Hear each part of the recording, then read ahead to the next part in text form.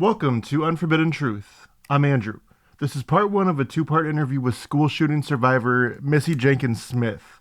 Michael Carneal is known for his involvement in a tragic school shooting that occurred on December 1st, 1997, at Heath High School in Paducah, Kentucky. Carneal was a 14-year-old freshman at the time of the incident. He entered a prayer circle in the school's lobby and opened fire, killing three students, Nicole Hadley, Jessica James, and Casey Steger, and injuring five others. Carneal was arrested immediately after the shooting and later pleaded guilty to the murders. He was sentenced to life in prison without the possibility of parole for 25 years. During his trial and subsequent incarceration, Carneal's case sparked debate over issues like gun access, mental health, bullying, and the psychology of youth violence. Michael Carneal had a troubled childhood, marked by episodes of bullying, social isolation, and reported difficulties with his family life. He had also reportedly been influenced by violent video games and had developed an obsession with the idea of committing a violent act. His case remains a subject of discussion regarding juvenile justice, with some arguing that he should be eligible for parole later in life due to his age at the time of the crime and the potential for rehabilitation, while others believe that his actions were too heinous to warrant leniency. Here's part one of my interview with Missy Jenkins-Smith. My name is Missy Jenkins-Smith, and I am currently from Murray, Kentucky. What was your upbringing like growing up? Well, it was a middle class family. We lived in a small home in a neighborhood. My mom and dad have been together for years. I have five other siblings besides myself, and I'm the youngest of six. My oldest sibling is 22 years older than me. So we're all pretty spread out. But once my parents had the fifth and sixth, it turned out to be twins. And so we're actually 9 years younger than our closest sibling. So we were kind of surprises, but, wanted. They thought they couldn't have any more kids, but they ended up being 40. My mom was 40 and my dad was 45 and had me and my twin sister. So we lived at home with mom and dad, and my sister was 9 years older than us. She was kind of like a second mom, but also one of the best older sisters I could ever want. She would play Barbies with us. She had a friend over. It was like, you can come, she was always a wonderful sister. My dad worked as an electrician at the Paducah Electric Company, and he was a meter lab chief. And so that was his only job. My mom was a stay-at-home mom, so we lived in a small townhouse. I had friends in the neighborhood that we would be outside all the time hanging out with, from ages from 6 years old up to me and my twin sister, who were the oldest in the neighborhood. And we were always, having fun doing that. My grandparents lived just about five houses down the street, and my aunt and uncle lived next door to her. And so we were pretty close. My siblings all lived in Paducah, kind of spread out. But I would say that my childhood was great growing up. I don't feel like I never wanted for anything, even though I know that my parents probably did struggle at times. We never knew. Always had food. We always had fun with friends. And there was nothing that I ever would have felt like I was scared or concerned in my life. There was nothing, even at school. I mean, my school was it was a small school, so it was where everyone knew everybody, but there was a bullying issue. That was something that was difficult to deal with. It wasn't something I had to deal with every day, thank goodness, but it was something that was a current problem in our school that would probably be something that would stress me out a lot. I was a shy kid as well. I mean, I was outgoing, probably more outgoing at home with my friends than I would be at the school, I guess, probably because of that situation. But otherwise, happy childhood. That's awesome. That's so cool. Mhm. So, what was it like attending Heath High School prior to the shooting that took place in 1997? Well, like I said, there was a problem kind of with bullying. We had it was almost like everybody kind of had like this label in a way, and that was hard. But I know that my middle school, it was difficult. I felt like I came home from school every day crying. It was always friend drama as a girl. But once I got into high school, it became more about boys and that kind of thing. So there wasn't as much friend drama, but it was more of like boyfriend drama, stuff like that. But since it was such a small school, I never really dated a guy that was at my school. It was like I'd grown up with them from kindergarten all the way up into high school. So it was like I knew all these people. And so I would always kind of date outside the school system. McCracken County in Paducah is now consolidated all their schools. So now it's a huge school now. But whenever I was going to school there was 3 different high schools. And then there was this city school. So we were the smallest of all of them. And so I knew everybody. If I didn't know them personally, I at least knew them by their first name and what grade they were in. But I think I graduated with like 126 kids. I was in band, so I had a group there that I loved being around and enjoyed being around. But I also had friends from every, I guess, labeled group, if you would kind of think. So I kind of was like in the middle. But like I said, I was shy, so I also wasn't one to be wild and crazy. I definitely would have ever fought somebody who was not like a fighter.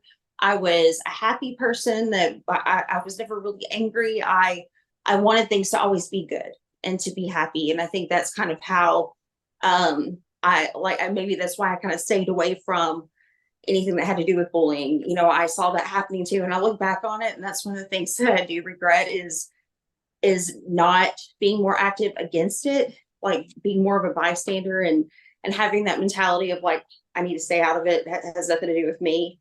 But I was too young to understand how to handle those kind of situations. I guess that's why I stayed out of it. But I think that was probably the hardest part of school while I was going. Seeing those things and not doing anything about them or feeling like I could, that was kind of the worst part of high school, I would have to say.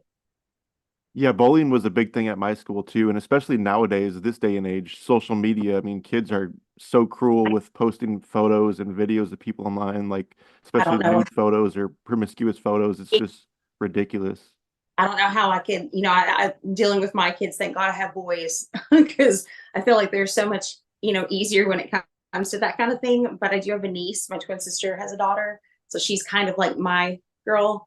And so I kind of live it through her in a way. But thank God she is got a good set of friends that aren't going to do something like that to her. But I know that kind of thing happens. And it just makes me sick that that kind of thing could have happened. And it wasn't as bad as I thought it was back then as it could be, as it is now. But back then I felt like nobody addressed it or even like talked about it. So nobody knew what to do. And it's kind of like one of those subjects where people still don't know what to do. And it's easier to ignore it than to deal with it because it is Right, hard to do. right. And it's easier for the administration to ignore it, but they have to deal with it to avoid lawsuits. I think unfortunately that's why they deal with it most of the time is to avoid lawsuits. That I don't think they Yeah. deal with it to actually help the children that are actually being bullied. Yeah. Well, it's so much easier to just be like, oh, just, tell them to leave you alone or whatever, because really I've been on the side of the student and then I've worked in the school system. I was a counselor at a day treatment center, which was for at-risk kids. And so and then also now I had left that job because of my physical health, but I substitute teach in the middle school and the high school. I used to do the elementary, but they almost killed me because they're like, they're a lot of work. So I just do the middle school and high school, but I see it from that perspective as someone who has to deal with it too. It's sometimes hard. You don't know if you didn't witness it, then it's like, is that person who's saying they were bullied just trying to get that other person in trouble because they're really the bully? It's like, it's very hard to handle. So that's why I've always felt like bystanders are such an important tool to the situation to be able to be a witness for what happened. And that I think is a big thing for kids to actually start standing up for that because too many of them are like, oh, I don't want to be a snitch, or they're intimidated not to get involved. And that's the frustrating part. But like I've said, I've seen both sides and I can see where it's hard and it's easier to let it go. But you can't because I've learned throughout life how much, especially as a counselor too, how much words can affect somebody not only at that moment, but when they become adults as well. Right, right. On the topic of bullies and the kids being bullied, did you know a kid personally or know of a kid named Michael Carneal prior to the shooting that took place? I did. My two of my friends in the neighborhood, they were a grade younger than me, which was also the same grade he was in, knew Michael very well. My friend that was a girl, her name was Taylor. She had an older sister who was a senior, a senior that year when she was a freshman and I was a sophomore, and Michael was a freshman. And her sister and Michael's sister were really good friends. So I knew him through her in the beginning before he came to high school. And then also my friend, another friend that lived across the street from me, a boy named Eric, who was also in the band, and Michael was too. They were good friends. Eric was the kind of person that was friends with everyone. He didn't care if you were popular. He didn't care if you were considered, like a dork or whatever. He was good friends with anybody and treated them very nicely. So he was friends with him, not really hangout friends like outside of school, but they were nice to each other in school. So I met Michael through that, and then also through band itself, because you're involved with competitions and practice and things like that. And so I really met him this summer before school started in 97. And I enjoyed being around him. I thought he was funny. I thought that he would make it an extremely boring day at school or whatever we were doing a little more exciting, because I guess I would classify him like a class clown, because he always, was trying to make people laugh or doing something silly. But there was also people that didn't like his humor, or the kind of people that just wanted to break somebody down, and make them feel like they weren't as important as they maybe thought they were, that kind of thing. And so I do remember two older students in the band who were juniors that would always give him like major hard time, but they thought they were like the cool guys, and that everybody else was much more was lower than them in status and whatever, that they were cooler than whoever it is that they would give a hard time. And so I would see people mess with him and do things to him, but he would always have this reaction of like saying he didn't care or whatever it was. He looked like he was a lot stronger than at least I would ever be. So I kind of really wanted to be more like him, because like I said, I was shy. And if someone were to say some of the things, like if I were to try to be wild and crazy, and then some people said some of the things or done some of the things to him, like, if they would have done those things to me, I would have cried. And I cry when I'm mad, when I'm sad, when I'm happy. So I can see where, I wouldn't want to get involved. He seemed so much stronger. He never cried. He said, I don't care. And I thought how awesome it was that he could handle it that way, because I knew I couldn't. But I know now that he probably went home every day thinking about everything that everyone did to him. I know that that was something that was on his mind. And now I know that if anybody says, oh, I don't care what people say to me, I know that's a lie. You can say it all day long, but I know that in the back of your mind, it still hurts and you still have to deal with it. And I think that's what happened. He was kind of dealing with it alone and thought that he was the only one that was going to be able to help himself, even though I know that wasn't true. And that's why I said, looking back as a bystander, I wish I would have known that he was going through something, or I wish that I would have been or had enough guts to do something to help, looking back now. But now I think it's something that I could just learn from and pass that on to others about how important it is to get involved and to not ignore. But yes, I watched things happen with him. I saw people. There was an incident where he was in the hallway one time and he was eating a package of donuts, and some kid was like, "Hey, can I have one?" And he was like, "Sure." And the kid like crumpled them up and spit in them and threw them in his face. But there was no reason for that, just to be mean. They thought it was hilarious. He had a school project messed up one time. I know I heard people call him a crack baby, like things like that, just to, make fun of him. And he always acted like he didn't care. So Hmm. So, can you describe where you were and what you were doing when the shooting took place? Yes, I was a sophomore at the time, and it was on a Monday of December the 1st of 1987. It was after Thanksgiving break. So we'd been out of school for about 5 days. And every morning, my sophomore year, I had been attending a prayer circle at my high school. And so it was a small prayer circle that met in the lobby of our school. The lobby was in the middle of the school. Our school was a two-story school. So it was in the middle. It was right where the front door was. So that's where students that were car riders that would get dropped off at. Across the hallway from the lobby was the front office. And so with it being in the middle of the school, that was also like you had to pass that to get from one side to the other side if you were downstairs. Um, there was probably about, I would say 30 of us that would meet, but that lobby's so small that I look back at it and it was probably less than that. I don't know. But it wasn't also just where the prayer circle met. There was other groups of friends that would kind of hang out before the bell rang for 5 minutes to get to your first class. So I would go there every morning and go to prayer circle. I would ride with my best friend that I mentioned, Taylor, her older sister that I mentioned, who was a senior. Her name was Carrie, and she could drive. And so she would drive me and my twin sister to school every morning with Taylor. That morning, though, I remember being in such a hurry because I was worried that she would leave us. Because if we weren't ready, she would like just if we weren't ready when she got into our driveway, she was probably going to leave us. So she never did, but I always felt like she was going to. But I was over riding the bus, and I remember just trying to hurry myself to get ready, and just so I could get there in time. But that is one thing I regret that morning.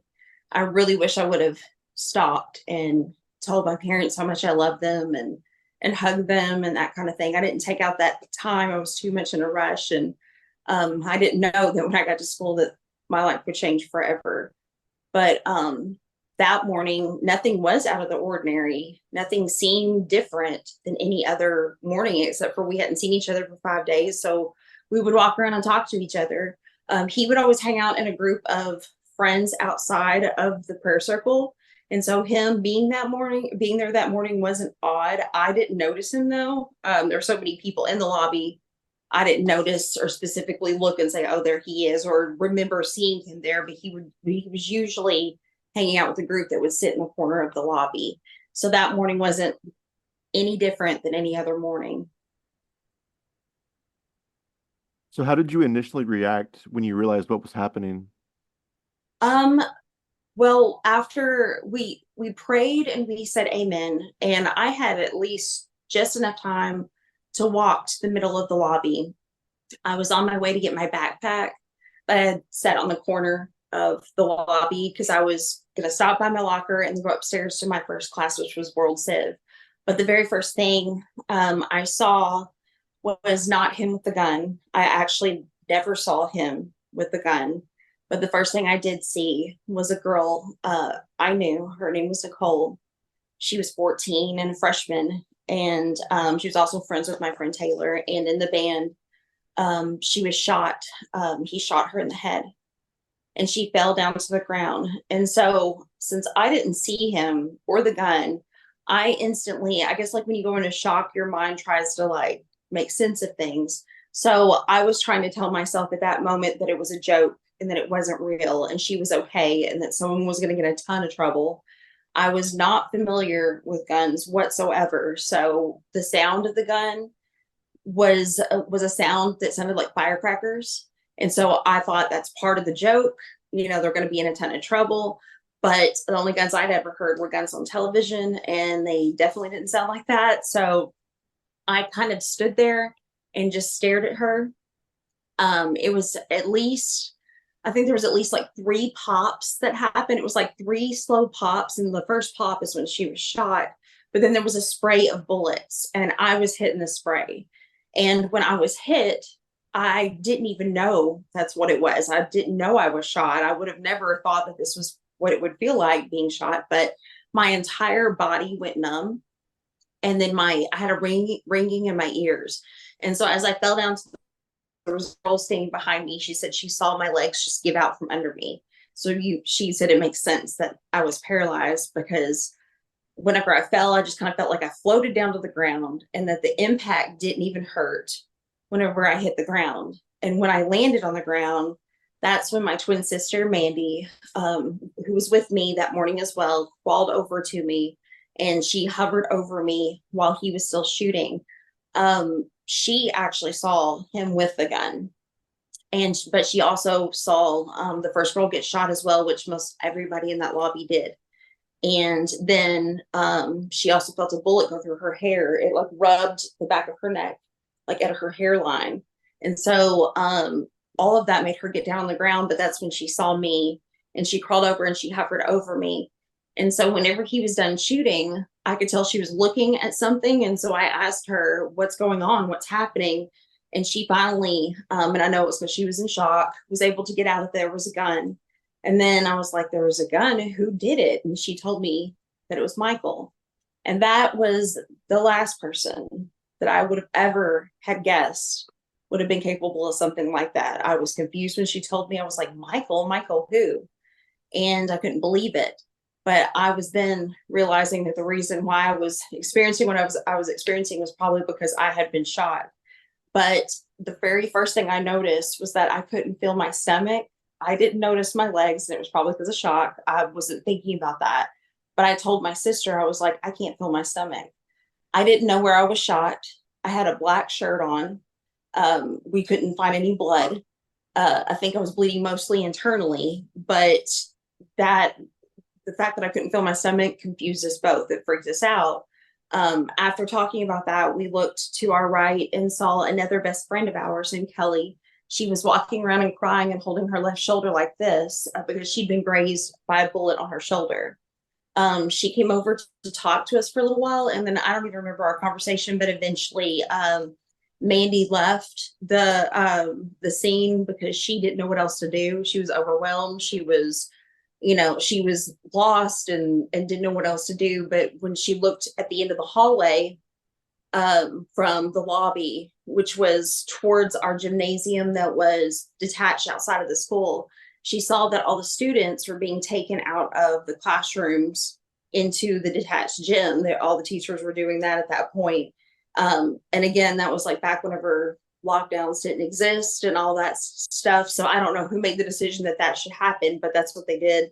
And so my sister saw my friend Taylor, we rode to school with that morning right at the end of the hallway. So she went to her and they went into the lobby of the gym. And in the lobby of the gym, there's a payphone that most people don't know what is now. If they're my kids' age or something like that, or it's something they've never seen before, it's a distinct, or it's a something that I guess is something that no one can believe ever happened, because you don't see those around anymore. It's extinct is what I was trying to say. But even though I called it a payphone, you could still just pick it up and use it. You'd have to put money in it. It looked like a payphone, but she was able to call my parents and tell them what happened. And it was a good thing that she did, because they were able to know that when she left me, that I was still talking. And so that gave them peace of mind that I was okay. And they also heard everything from her. It wasn't secondhand information or not knowing what was going on. But there were two hospitals in Paducah. And so they didn't know where I was going to end up. Since cell phones existed, but my family didn't have one, they kind of had to form a plan of what to do with the two hospital situations. So my mom and dad went to one, and then my aunt, uncle, and grandmother went to another one. And they just sat there and waited for me. And if I didn't show up after they said the last victim was there, then they would know I was at the other hospital. Our older sister, Christy, that lived at home, went to the school to get my twin sister. And she said that when she got there, it was just mass chaos because there were tons of cars parked up and down the street. There was the doors left open with cars still running for, people trying to get. So my older sister got to the high school to pick up my twin sister, and she said that the outside of the school was just mass chaos, that there were tons of cars parked up and down the street. There were doors left open with cars still on where people had just jumped out of their car and went to go find their child. And at one point, once my sister got there, most of the students and that were in the gym, they kind of started piling out into the parking lot, and there was a lot of people around. And so my sister was trying to find my older sister because she knew she was coming to get her. But before she saw my sister or found her, she ran into a girl named Christina. And Christina was in the same grade as me and Mandy. But Christina was the older sister of Nicole, the girl that everyone saw get shot in the head. And so Christina asked my sister, she said, I know you were down there, and I know my sister was too. Do you know where she is? I can't find her. And so my twin sister knew exactly where Nicole was, but she did not want to be the person to tell her sister that her sister was dead. And so the only thing she could say to her was, your sister's been shot and my sister has been shot too. You need to call your parents. And so once she left her, she ran right into our older sister Christy, and she got in the car with her, and they went to the hospital to do exactly what my mom and dad and aunt, uncle, and grandmother were doing at that time. And while that was happening to her, I was still in the lobby, laying on the ground and wondering what was going to happen to me. My algebra teacher I had that year knelt down beside me, and she began to pray. And that's when I started to get kind of scared and started questioning what was going to happen to me. And I looked at my algebra teacher and I said, am I going to die? And she said, no, you're not going to die. You're going to be fine. Well, then I told her, because I think at that point I started coming to terms with why I couldn't feel my stomach and then why I wasn't moving my legs. So I told her that I couldn't feel my stomach, that I couldn't move my legs or feel them, and that I knew I was paralyzed. And she said, no, you're not paralyzed. You're just in shock. You're going to be fine. You're going to be okay. Well, after that, I started to get really tired. And I know it was because of loss of blood. And I wanted to close my eyes. And she kept telling me, don't close your eyes, keep them open.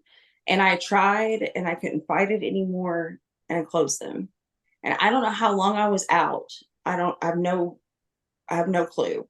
But when I woke up, or the next thing I remember was looking to my right and seeing a girl that I didn't notice before that I knew. She was a senior. She was also in band. Her name was Jessica. And my algebra teacher that was with me at that time was now with her.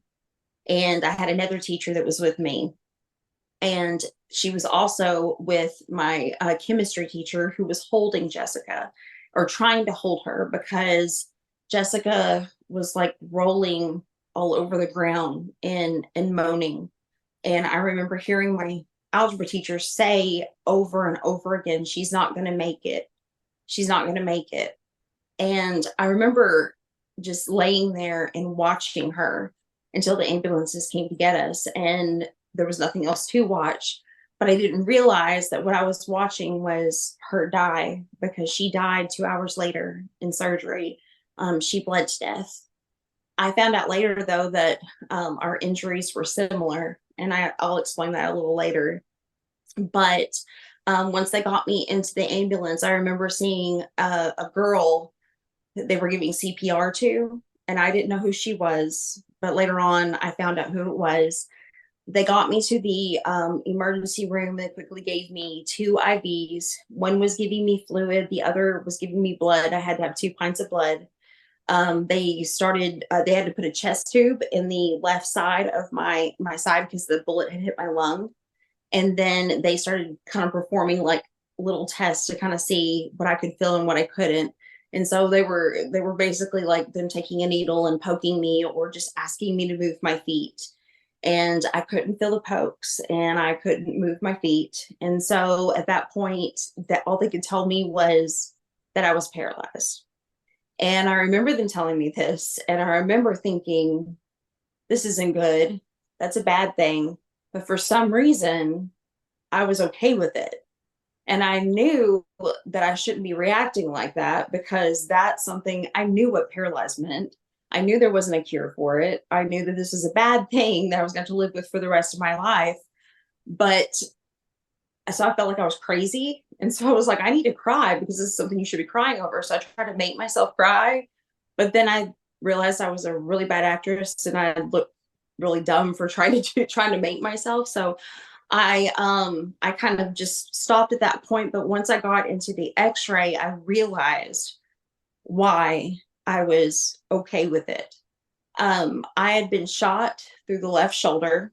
I knew nothing about guns before this, but now I know that at 22, that when you're shot with them, it bounces around inside your body. So it entered my left shoulder. There's like a little purple dot that's right here that it went through.